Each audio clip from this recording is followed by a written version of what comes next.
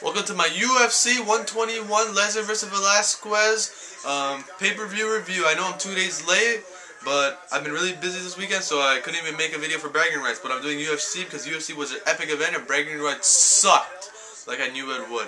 Anyway, so I went to the movies to watch this event. It was a great experience. I never watched UFC in the movies before. This is my first time ever. And wow, you guys, if you guys are UFC fans, you guys gotta go watch it in the movies. People go crazy at the movies. It was such a great experience, and what an epic card this was. So we started off the night with Brendan Shaw versus Gabriel Gonzaga, and I expect Brendan Shaw to win by knockout the first round, but it actually lasted 3 rounds, a stand-up battle. There's takedown attempts, but I think there wasn't any takedowns. I'm not sure.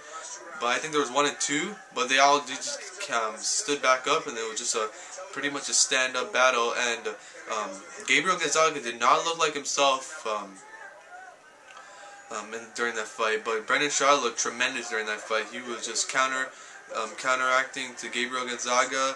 He was moving, doing fakes, and actually landing a tremendous amount of punches. And Gabriel Gonzaga, all he could pretty much hit was some leg kicks, and he was throughout the rounds, he slowly get tired and tired, and then by the 3rd round, he just stopped doing leg kicks, was doing a lot of damage, because we saw Brendan Shaw was slowly started cautiously throwing his shots. More he was going for it, but on the earlier rounds and later he was just throughout the 2nd round he was slowing down. But then after, when Gabriel Gonzaga stopped throwing the leg kicks, he got back into it in the 3rd round, and he walked away with the unanimous decision. I believe it was 30-27.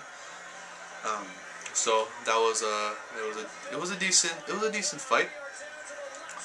Next fight was Matt Hamill versus Tito Ortiz, the teacher versus the student, and this fight I expected to be an all-out war. I honestly thought Matt Hamill was gonna go for it, or Tito Ortiz was gonna go for it also, because he hasn't won in the octagon, I believe, since 2004 against Ken Shamrock. So I thought Ortiz was gonna go brawling and go ground and pound, and I thought Ortiz was gonna win. But this fight went a lot differently than what I expected. Matt Hamill was actually dominating Tito Ortiz for 3 rounds, and this was very surprising because no one expected Matt Hamill to dominate Tito Ortiz. He was actually taking Tito Ortiz ground and pound game, taking his what do you say? Just taking his technique, ground and pound, and he was out wrestling Tito Ortiz. And Tito Ortiz even said himself that Matt Hamill was a better wrestler before coming into the fight, but I didn't think that was going to be a major factor, and it was. By the way, I'm watching the Best of WC on Blu-ray in the background, if you noticed that. And yeah, so I'll just end that fight. But okay, moving. Matt Hamill looked really good tonight, and he showed himself. He's a contender in the light heavyweight division, and he walked away with a unanimous decision. And it was a really good fight. So the next fight was fight of the night. It was Paulo Thiago versus Diego Sanchez, and this was the fight. This was there was striking, there was groundwork. There was pretty much Diego Sanchez dominating Paulo Thiago in this fight. Ground and pound at the end of the fight, and the best part of the fight was when Diego Sanchez picked up Paulo Thiago and slammed into the ground. that was really good. That was really cool. And I was pretty much yelling. Everyone was yelling in the movie theater when that happened. And pretty much Paulo Thiago was trying to get a submission hold throughout the whole fight. He was trying to get the guillotine. He was trying to get the armbar. He was trying to get Kimura, and he was unsuccessful throughout the entire fight. In the end of the fight, when the last 10 seconds, Diego Sanchez got the full mount and started pounding on Paulo Thiago. Paulo Thiago tried to fight it back, but what are you gonna do? He was just trying to work so so the fight wouldn't end in TKO. So Diego Sanchez walked away with a unanimous decision. Yeah, there was a lot of unanimous decision throughout this main card, throughout the pay-per-view. Now we go on to the co-main event of the evening: Jake Shields versus Martin Hitman Kampmann. Jake Shields' UFC debut. He previously, if you didn't know this already, was from Strikeforce. He was a middleweight champion, and his recent fight, before Previously, UFC 121, he faced Dan Henderson and won a unanimous decision. Dan Henderson beat him in the first round, and Jake Shields dominated the last 4 rounds, so he walked away with that.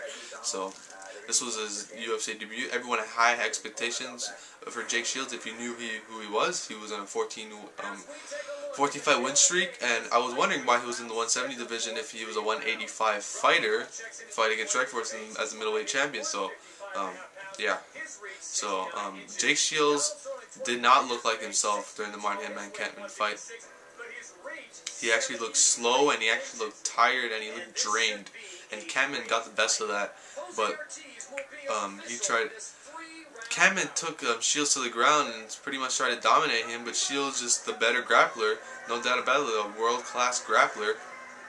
And Cameron tried to do guillotine submission to Jake Shields, and Jake Shields just easily, with ease, even him being tired, drained, and gassed, him easily getting out of Cameron's guillotine choke. And he won the fight just because he was out grappling, out wrestling Martin Hitman Cannon, and walked away with a split decision. I expected that to happen. I expect one of the judges to pick Cannon, but I did not expect for them to judge 30-27 for Cannon to win all three rounds. I thought Shields won the first and the last round. I think Cannon would have won the fight if he continued dominating like he did in the first part of the 3rd round.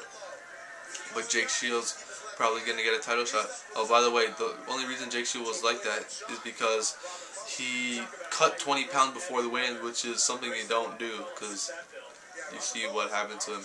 Anyways, now time for the main event of the evening!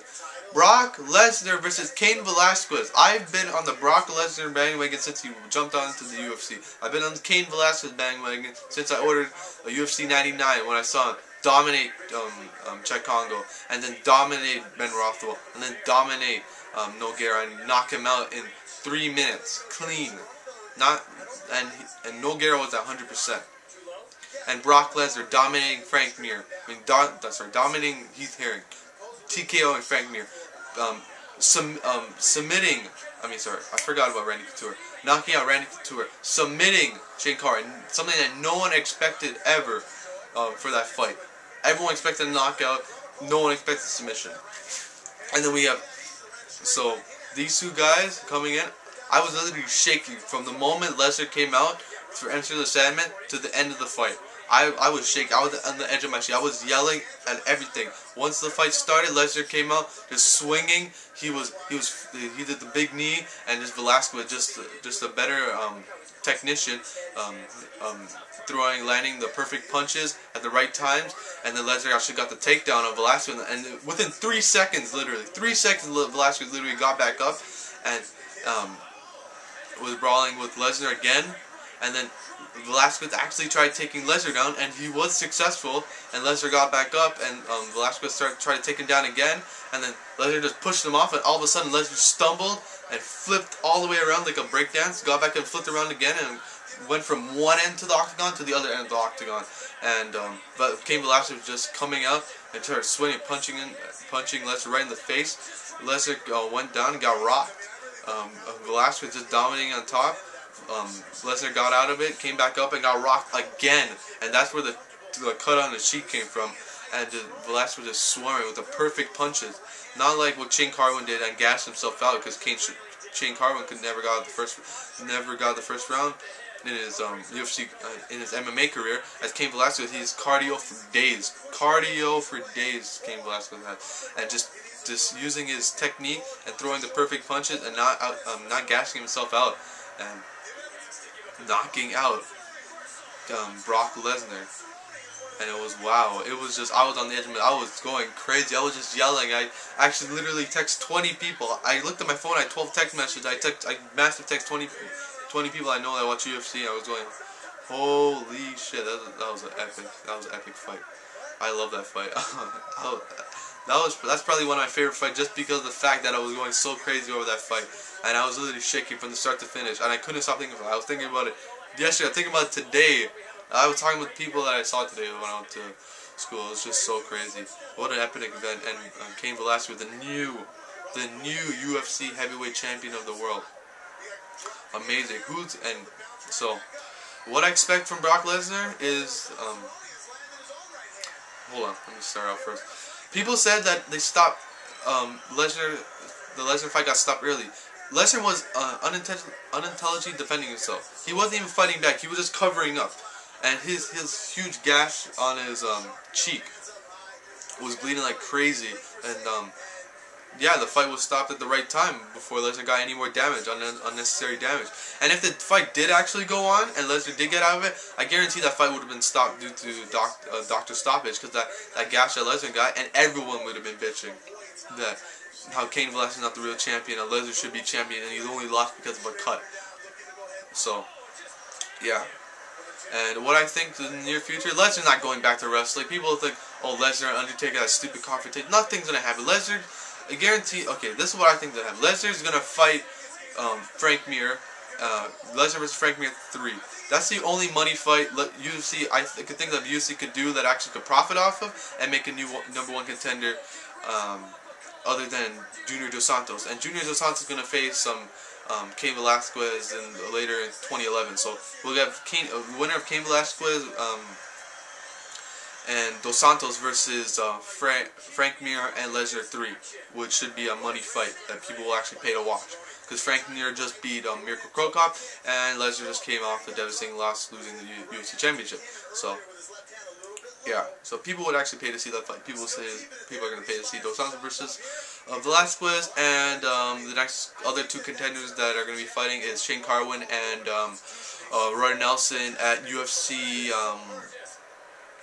125, I think, I believe. It's like the same day as New Year's Day, so that's another contender fight maybe. And maybe they have to fight another fight to become the new #1 contender. So the heavyweight division looks looking pretty good. And to people who think Lesnar's actually going to go back into UFC and back to WWE, that's just stupid. And by the way, just a comment for you wrestling fans that are still watching, bragging rights was pure garbage. I was not hyped up to that for that pay-per-view because I was still thinking about UFC 121, how Cain Velasquez beat Brock Lesnar. Last second I remember bragging rights was on, I watched it, and it was whatever.